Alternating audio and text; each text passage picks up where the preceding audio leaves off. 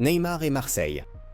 Un sujet inattendu, mais les rumeurs ont déjà commencé, et la possibilité qu'il y soit vu est considérée comme assez probable pour plusieurs raisons. Et laissez-moi vous montrer pourquoi. Tout d'abord, le retour de Neymar à Santos ne s'est pas transformé en conte de fées. Bien au contraire, pour être franc. Cela commence plutôt à ressembler à un film d'horreur, avec Stephen King comme scénariste. Les Noirs et Blancs ont déjà été éliminés des compétitions de coupe brésilienne, et en championnat, ils ont glissé dans la zone de relégation, occupant la 17e place du classement. Quant à Neymar lui-même, il est loin d'être en pleine forme. Il a déjà subi 3 blessures en jouant pour Santos Tico, le surnom du club inspiré par Pelé.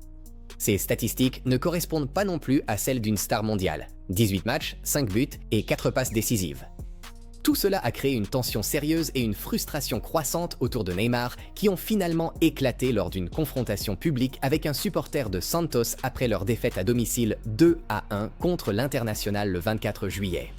Neymar a eu un échange houleux avec un supporter, l'accusant, à 33 ans, d'avoir manqué de respect à sa famille tout en remettant en cause son engagement.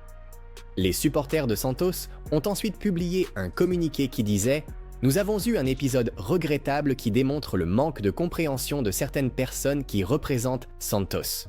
Nous nous adressons d'abord à notre idole, Neymar. Idole, oui, l'idole, c'est toi. Et nous te demandons d'agir en tant que tel. Tu as dit t'être senti offensé d'entendre un supporter te crier dessus, t'accusant, toi et ta famille, d'être des mercenaires. Et tu as répondu que tu pourrais gagner bien plus d'argent ailleurs, ce que nous savons. » Imaginez un supporter épuisé, avec des années d'impuissance accumulées, voyant son équipe apathique perdre à nouveau à domicile et se retrouver en zone de relégation, ayant la chance de regarder son idole dans les yeux et de le supplier de faire jouer cette équipe instable. Ne feriez-vous pas la même chose ? Mais la frustration de Neymar ne s'est pas arrêtée là. Après une défaite écrasante 3-0 contre Mirassol, l'ancienne star du Barça et du PSG a complètement perdu son sang-froid. Lorsqu'un journaliste l'a interrogé sur sa condition physique, Neymar a craqué et a répondu « Encore ça ? Je l'ai déjà dit 300 fois ». Alors peut-être qu'il est temps de changer d'air avant que l'atmosphère n'explose complètement.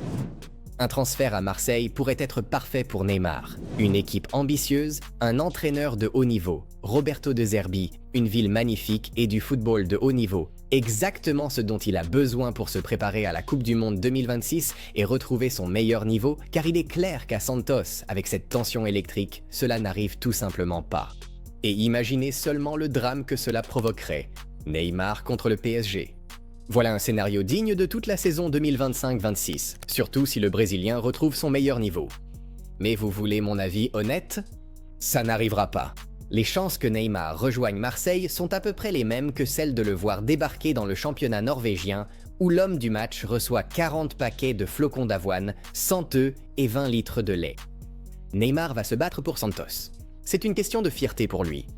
Marseille n'est même pas dans son viseur, et l'idée de le voir former un duo avec Mason Greenwood, eh bien, c'est de la pure fiction. Les gars, qu'est-ce que vous pensez de toute cette histoire? Partagez vos avis dans les commentaires. Laissez un like si l'histoire du championnat norvégien vous a fait rire, et abonnez-vous à Football Leagues Tribuna. C'est plus que des actualités footballistiques. À la prochaine. Salut!